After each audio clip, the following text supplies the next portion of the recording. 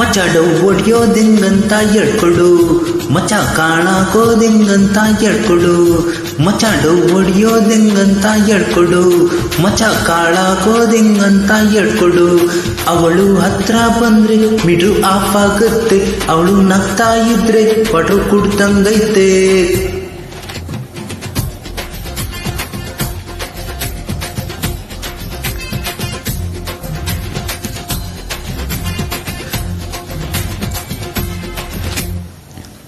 ಅದೆಲ್ಲ ಅಲ್ಲ ಕಣ್ರು, ಕಚ್ಚ ಕನ್ನಡದು.